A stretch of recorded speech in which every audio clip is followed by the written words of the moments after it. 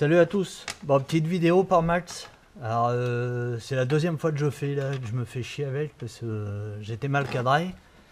Et comme je te disais, Max, dans le post, la connexion Bluetooth est nulle à chier sur ce truc. Alors, elle est bien quand ça fonctionne, mais je sais pas si c'est l'appli sur mon téléphone ou quoi qui. Je suis à chaque fois obligé d'éteindre mon téléphone pour me reconnecter et ça met une plombe à se connecter, c'est énervant. Donc peut-être que toi tu y arriveras mieux, j'en sais rien. Donc première chose, tu as les petites plaquettes là, elles vont là devant. Tu vois, hop, c'est enquillé là-dessus. Donc je te mettrai dans le carton, je te mettrai dessus. Évidemment, il faut télécharger l'appli EasyPic pour que ça marche, hein, en premier lieu. Connexion via Bluetooth, t'as un petit bouton là sur le côté pour mettre en route le Bluetooth et normalement ça se connecte tout seul, mais a priori c'est que normalement. Moi, pour faire mes cordons, donc je me suis fait 2 petits cordons comme ça pour pouvoir charger mes batteries normales. J'ai récupéré mes prises d'origine Traxxas sur mes batteries qui sont parties à la poubelle. J'ai viré les 3 petits fils de connexion équilibrage là, parce que je pensais que c'était ça qui faisait la reconnaissance ID. Et en fait, pas du tout. J'ai tâtonné un peu avant d'arriver à pouvoir charger des batteries normales.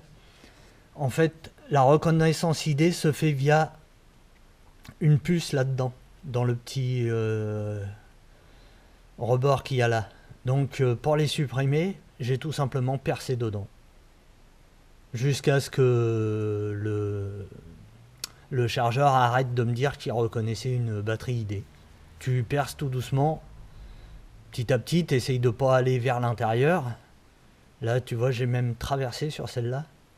Et comme ça, tu désailles la puce et il ne reconnaît plus la prise ID. Une fois ça fait, donc, alors je te pose 2 secondes. Tu branches ta 4S en EC5. Enfin 4S 2 ou 3, hein, il fait 2, 3, 4S. Là j'ai pas de cordon d'équilibrage en 4S. Ce que j'ai c'est des 6, donc je peux pas les brancher dessus. Donc là c'est un peu galère. Hop, voilà.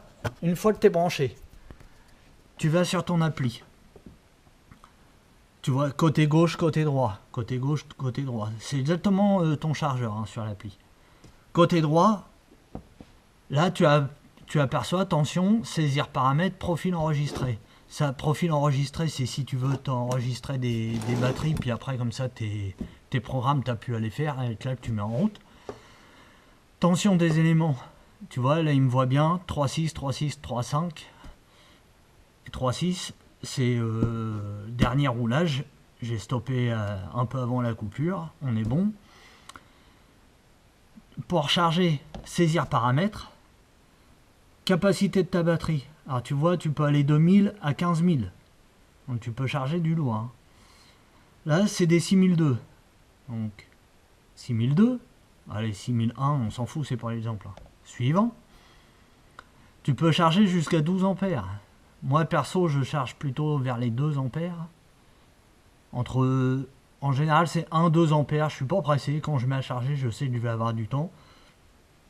Suivant. Là, il te demande après équilibrage rapide ou stockage. Alors, rapide, c'est vraiment rapide en général. Moi, je fais toujours équilibrage. Il te dit que c'est une lipo. 6100, c'est ce que tu lui as rentré. Nombre d'éléments, il les reconnaît. 4 éléments, puisque tu es branché sur la 4S. Et taux de charge que tu viens de rentrer. Et tu peux enregistrer le profil si tu veux. Bon, une fois que tu as enregistré tout ça, terminé. Ton chargeur s'allume. Il te demande si tu veux démarrer, et là il te le dit, tu vois, maintenez enfoncé le bouton de démarrage. Tu maintiens enfoncé, ça démarre. Tu as la tension de tes cellules qui se met sur le côté gauche.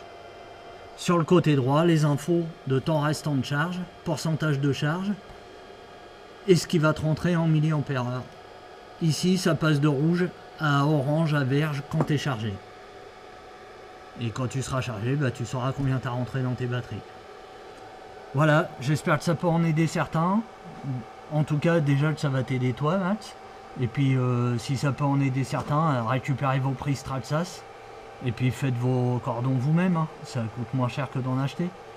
Allez, à plus!